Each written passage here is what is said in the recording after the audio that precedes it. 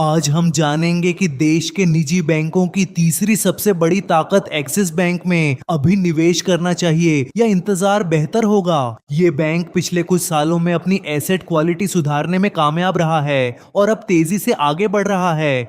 हम कोई अंदाजा नहीं लगाएंगे बल्कि ताजा आंकड़ों के आधार पर पूरा सच जानेंगे।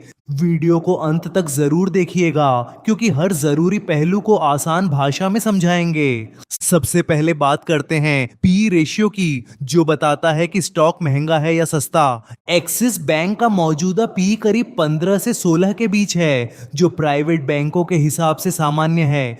दूसरा जरूरी टर्म है आरओ यानी रिटर्न ऑन इक्विटी, जो बताता है मुनाफा कमाने की ताकत। एक्सिस बैंक का आरओई बढ़कर करीब 14 से 16% के बीच पहुंच गया है, जो काफी अच्छा है। मतलब बैंक अपने निवेश पर अब तेजी से मुनाफा कमाने लगा है और यह बड़ा सकारात्मक बदलाव है। अब बात करते हैं शेयर होल्डिंग पैटर्न की, जो बताता है कि इस बैंक पर किसका भरोसा है। एक्सिस बैंक के प्रमोटर्स के पास करीब 8.14% हिस्सेदारी है, जो दूसरे प्राइवेट बैंकों से कम है।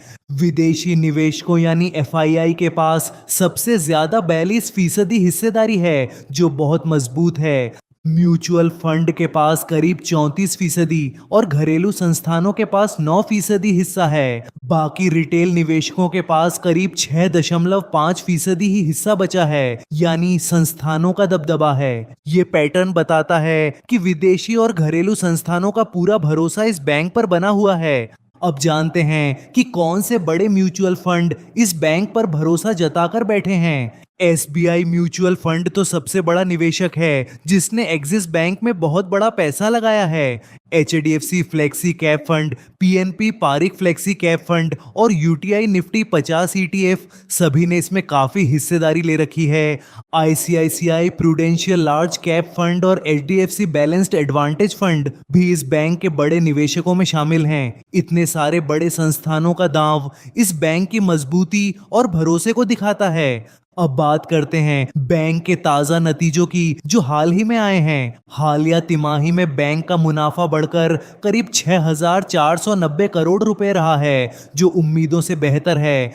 नेट इंटरेस्ट इनकम 5% बढ़कर 14,300 करोड़ रुपए हो गई है और फीस इनकम 12% बढ़ी है। सबसे अच्छी खबर यह है कि बैंक की एसेट क्वालिटी लगातार सुधर रही है। ग्रॉस एनपीए घटकर 1.40% और नेट एनपीए घटकर 0.42% रह गया है। ये प्राइवेट बैंकों के लिहाज से बहुत अच्छा स्तर है और पहले से काफी सुधार हुआ है। बैंक की डिपॉजिट 15% और एडवांसेस 14% बढ़ी हैं, यानी ग्रोथ भी मजबूत है। बैंक अब 6,000 से ज्यादा ब्रांचेस के साथ देश भर में अपनी पहुंच बढ़ा चुका है। पेमेंट्स बिजनेस में भी एक्सिस बैंक की पकड़ बहुत मजबूत है, खासकर यूपीआई और क्रेडिट कार्ड में। बैंक ने हाल ही में क्रेडिट एक्सेस ग्रामीण को खरीदने की बोली लगाई है, जिससे माइक्रो फाइनेंस में इसकी एंट्री हो सकती है। अब सबसे बड़ी चुनौती ब्याज दरों का उतार चढ़ाव है, जो बैंक के मार्जिन पर असर डाल सकता है। प्रतिस्पर्धा भी लगातार बढ़ रही है। एचडीएफसी और आईसीआईसीआई जैसे बड़े खिलाड़ी पहले से मौजूद हैं। प्रमोटर होल्डिंग का कम होना भी एक कमजोरी है, क्योंकि 8% काफी कम माना जाता है। लेकिन बैंक का मैनेजमेंट मजबूत है और उसने साफ गाइडेंस दिया है कि आगे ग्रोथ बनी रहेगी। अब सबसे बड़ा सवाल, क्या आपको एक्सिस बैंक में निवेश करना चाहिए या नहीं? अगर आप लंबे समय के निवेशक हैं तो यह स्टॉक आपके पोर्टफोलियो का हिस्सा हो सकता है, क्योंकि 14% का आरओए, 1.40% का एनपीए और मजबूत संस्थागत होल्डिंग, ये तीनों बहुत अच्छे संकेत हैं। जो निवेशक सुरक्षा और ग्रोथ दोनों चाहते हैं, उनके लिए ये बढ़िया विकल्प है। लेकिन ध्यान रखिए, प्रमोटर होल्डिंग बहुत कम है और प्रतिस्पर्धा बहुत ज्यादा है।